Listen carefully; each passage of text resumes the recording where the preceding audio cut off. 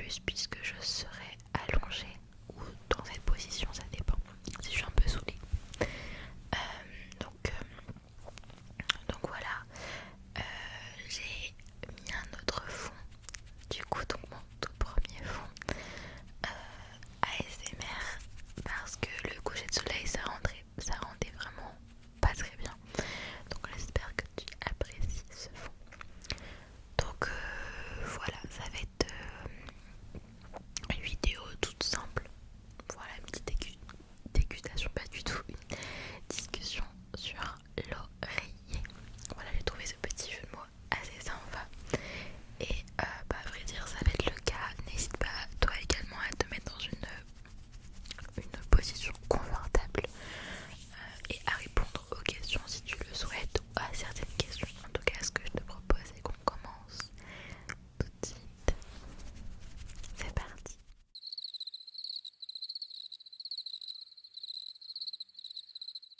Alors j'ai deux jeux de questions différents. Pour ceux qui auront regardé mes deux vidéos sur les deux jeux différents, il y a un jeu sur un petit peu les souvenirs de notre enfance et un deuxième jeu qui est des questions de merde. Et je me suis dit que pour cette vidéo ce serait plutôt intéressant de mixer ces deux jeux.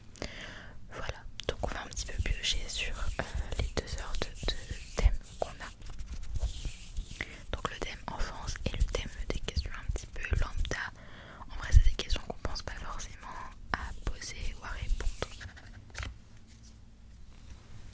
Je prends ce tas, je vais le mettre en face de moi, comme ça j'aurai juste à piocher.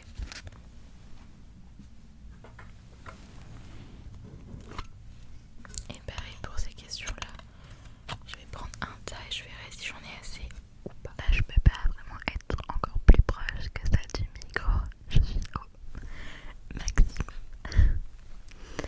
Alors, on va piocher cette carte.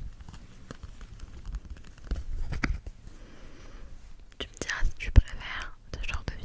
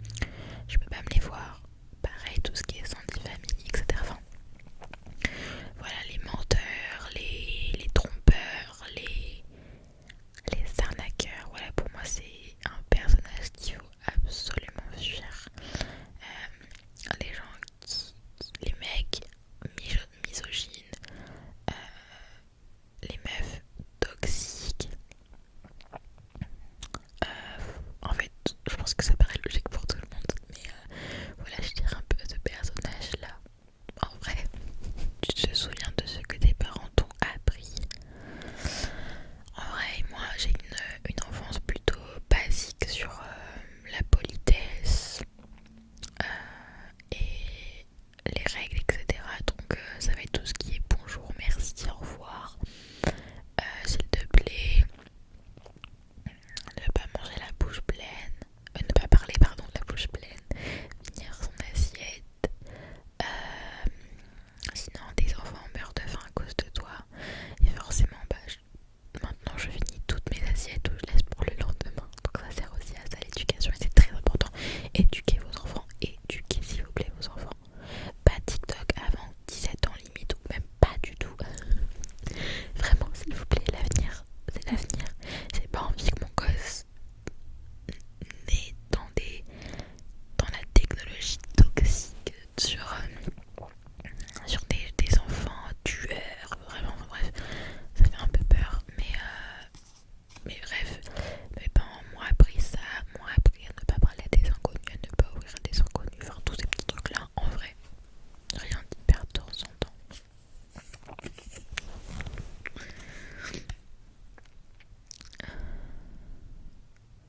Ça je l'ai déjà répondu lors de l'autre vidéo.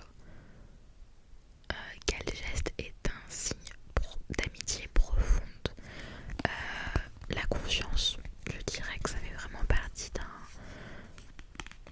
d'une bonne relation amicale. La confiance, voilà, tu me fais confiance, je te fais confiance, il y a des choses qui ne sortent pas.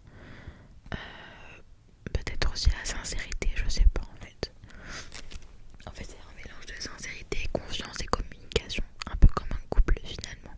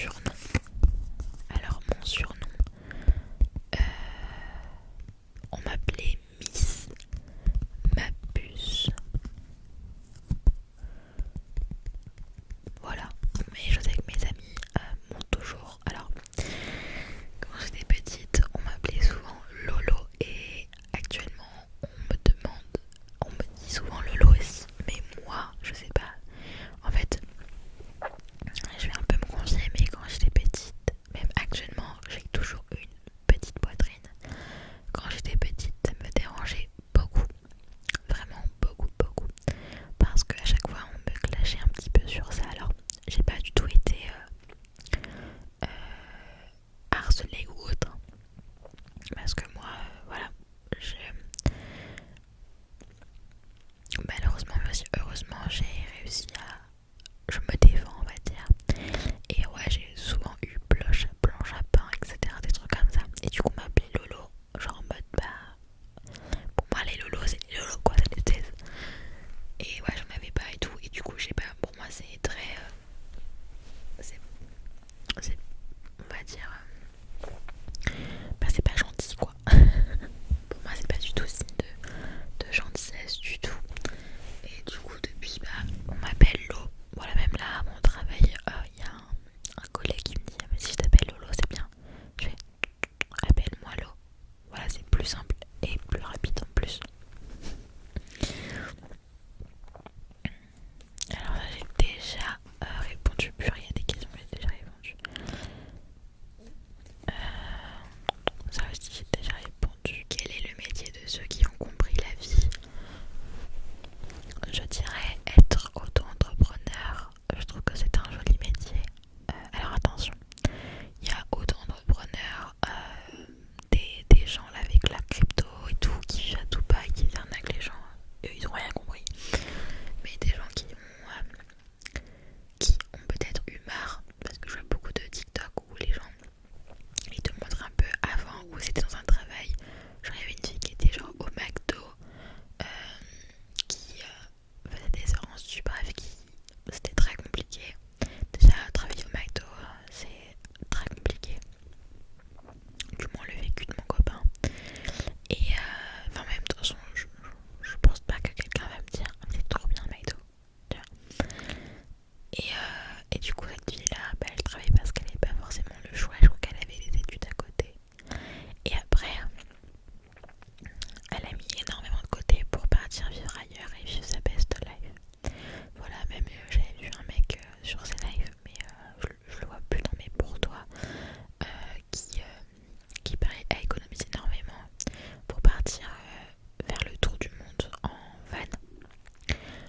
Moi je trouve que ces personnes qui vivent leur vie à 200 à l'heure et qui le méritent, qui ont traversé de grosses périodes dures pour gagner leur argent, qui ont tout fait pour gagner eux-mêmes leur argent sans l'aide de personne, pour vivre leurs rêves, leur vie, ou même travailler dans quelque chose qu'ils ont toujours rêvé de travailler, ou des personnes qui ont réussi à partir de rien et réussi à créer son entreprise seule. Parce que tu vois, je prends l'exemple de maintenant des créateurs de contenu qui ne sont pas seuls à faire ça. En tout cas c'est très rare, il y a toujours une équipe derrière. Pour moi c'est facile quand il y a une équipe. Après je peux comprendre que tu peux pas réussir à tout gérer seul, tu vois. Mais moi je pense que c'est le genre de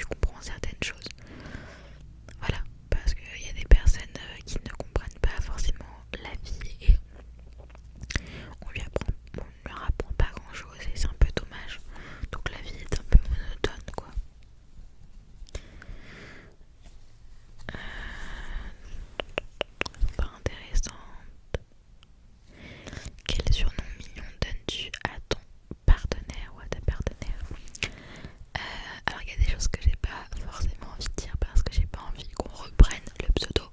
Attention. Mais je vais en dire quelques-uns. Boubou, Zouzou,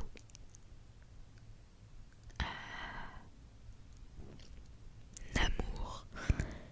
Et après j'en ai d'autres mais c'est un peu plus perso. Bon, en tout cas c'est pas genre des trucs jouent à la crème et tout hein. Ou Bébou ou autre. Voilà, non, ça reste... c'est un peu notre langage. Et on a envie que ça reste un peu aussi entre nous.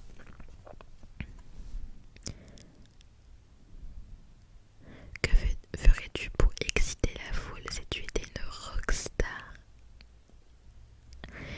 I'm a rockstar, I'm a rockstar.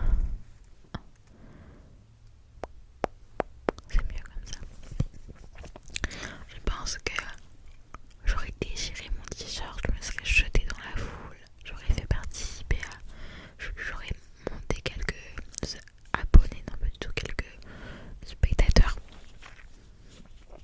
Que fais-tu bénévolement?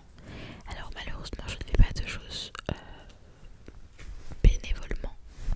J'aurais bien aimé, en fait j'aurais bien aimé pouvoir être dans une SPA.